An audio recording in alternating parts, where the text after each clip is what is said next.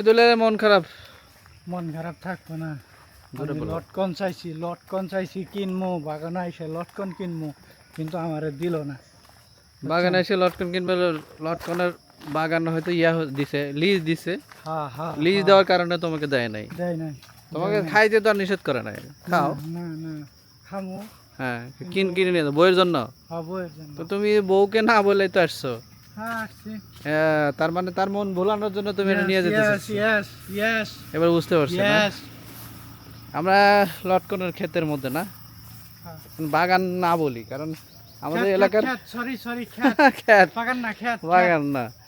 কারণ আমরা যেমন ধান চাষ করি, এরা লটকন সেইভাবেই এই লটকন চাষ করে। দেখেন কি অবস্থা। এটা শোন, সে- হ্যাঁ, আমি আমি আমি আমি আমি যাই, আমি যাই। ঠিক আছে, অসাধারণ। Thank you. মানে কতটা পাগলামো করলে আমরা এত দূর আসতে পারি না, নাহলে সম্ভব হতো না। দেখেন মাথার উপরে, বিশেষ হয় মাথার উপর। ইস আল্লাহ, তোমার নিয়ামতকে আমরা অস্বীকারই করে যাই।